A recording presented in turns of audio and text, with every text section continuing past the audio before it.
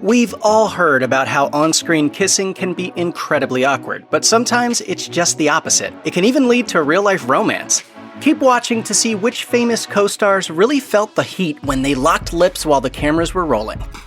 Mila Kunis grew up on the small screen, as she started playing Jackie on That 70s Show when she was just a teenager. For 8 seasons, audiences enjoyed watching her overbearing, mouthy character gripe at her dim-witted boyfriend, Michael Kelso, played by Ashton Kutcher. But what a lot of fans didn't realize at the time was that Kunis' on-screen kisses with Kutcher were also her first kisses in real life. In 2001, she talked with People magazine about the moment that she realized she'd have to smooch Kutcher.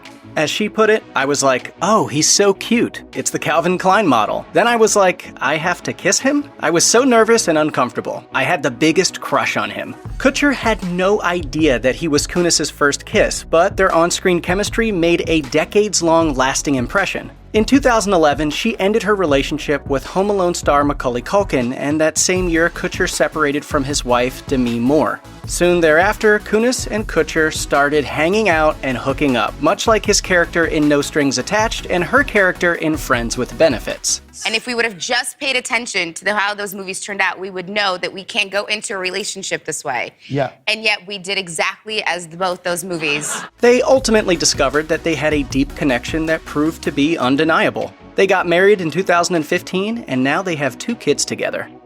From 2008 to 2014, HBO viewers were enamored with Sookie Stackhouse as played by Anna Paquin on the supernatural series True Blood. The show was a big hit, thus proving the eternal appeal of vampires, werewolves, witches, and other mythical creatures. Paquin captured the hearts of millions with her performance as Sookie, including that of her co-star Stephen Moyer. From the moment the 2 actors met for their chemistry read, Moyer was absolutely taken with Paquin. On the show, his character, the sensitive vampire Bill Compton, agonized over his love for Sookie, which was in direct contrast to his fate in the underworld.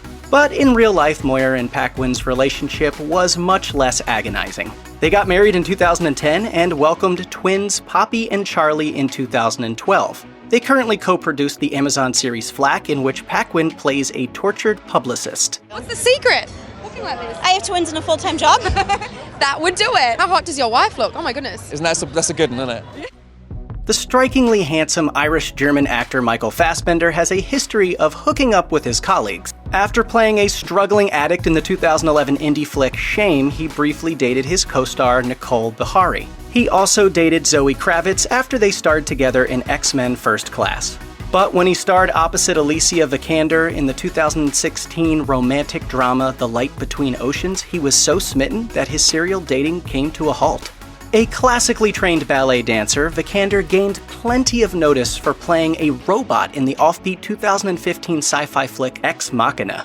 The following year, she won an Oscar for The Danish Girl. That same year, Fassbender was nominated for the title role in the biopic Steve Jobs. This powerful acting duo tend to keep their romance on the down low, though a few shots of their secret 2017 wedding in Ibiza did pop up on the internet. Their careers, meanwhile, are anything but low-key, as Vikander is set to reprise her role as the new Lara Croft in Tomb Raider 2, and rumors are swirling that Fassbender will star in a reboot of The Wild Bunch.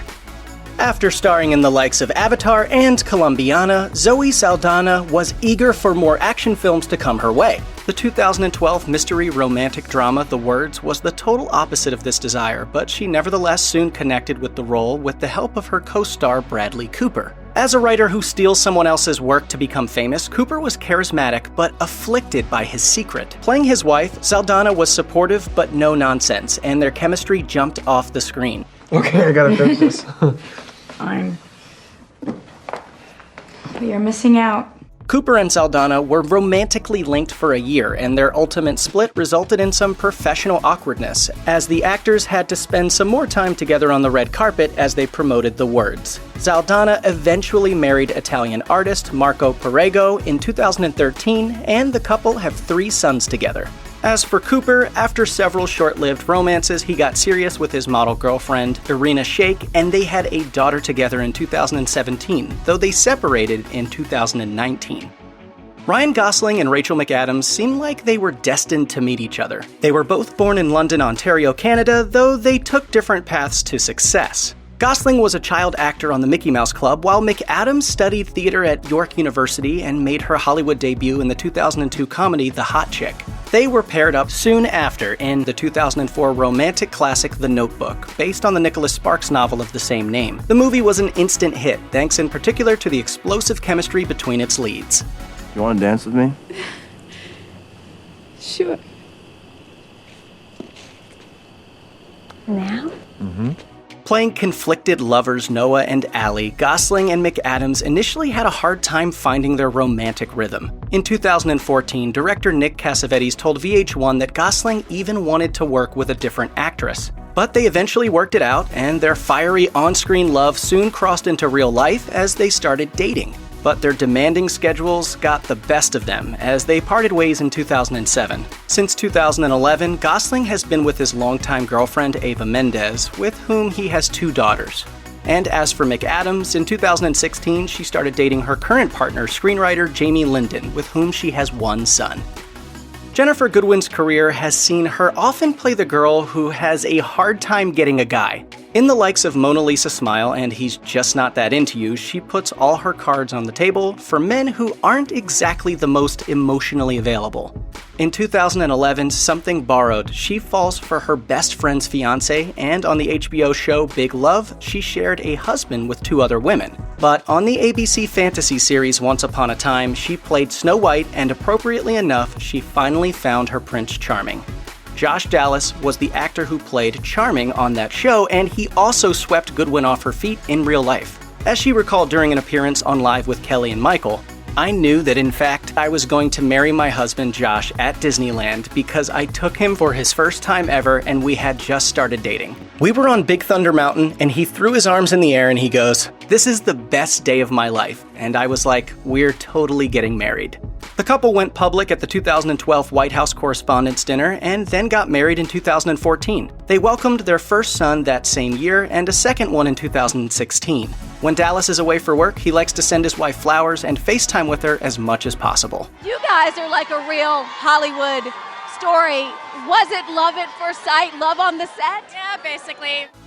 There were so many twists and turns on the scandalous ABC show Revenge, which starred Emily VanCamp as Emily Thorne, a young woman who makes her way into the lives of the wealthy Grayson family to get revenge for her father's death. She uses the romantic interests of Grayson's son Daniel, played by Josh Bowman, to uncover their dirty secrets. It was quite a different part for VanCamp, at least compared to her work as Sharon Carter in the Marvel Cinematic Universe. Though her revenge character's intentions were fake, there was nothing fake about the romance that was blossoming off-screen between VanCamp and Bowman. They attempted to keep their budding relationship private, but the paparazzi caught them engaging in heavy PDA all over Los Angeles.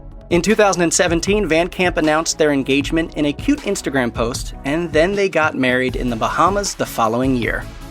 When Jennifer Lopez met Ben Affleck on the set of 2003's Geely, she was already a married woman. The movie was notoriously panned by critics, with the lead's lack of on-screen chemistry at the center of much of the criticism. But they didn't let that negativity stop them from working together again, as they also played husband and wife in 2004's Jersey Girl, and then they went public as a real-life couple once Lopez separated from her choreographer husband Chris Judd. In 2002, Affleck appeared in Lopez's music video for Jenny from the Block, in which they acted out much of the tabloid fodder and lack of privacy they were experiencing in real life. That same year, Lopez showed off the blingy pink diamond engagement ring Affleck gave her, which cost a whopping $2.5 million. But all that glitters isn't gold, and a year later the couple called off their wedding. The flashing bulbs and constant attention were just too much for them to handle. Lopez went on to marry singer Mark Anthony in 2004, though they divorced in 2011, and she's now been engaged to Alex Rodriguez since 2019. As for Affleck, he was married to Jennifer Garner from 2005 to 2018. Nicole Kidman and Tom Cruise first met when she auditioned for the 1990 sports drama Days of Thunder. As she recalled in 2016 on the Jess Cagle interview, "I walked into the audition and Tom was the one that stood up and shook my hand, and I just remember electricity going through me." Kidman played a doctor who checked on the vitals of Cruise's race car driver, and whatever she felt in her audition translated on screen as their scenes were purely electric. Soon after the movie wrapped, the two of them got married. Cruise was a bona fide superstar at the time, while Kidman was still on her way to reaching her highest levels of fame. When the couple appeared on screen together again in Stanley Kubrick's 1999 psychological drama Eyes Wide Shut, audiences speculated about whether their characters' marriage issues mirrored Kidman and Cruise's in real life. There may have been something to the speculation as they split up in 2001 after 11 years of marriage. Cruise would go on to be married to Katie Holmes from 2006 to 2012, while Kidman married country crooner Keith Urban in 2006.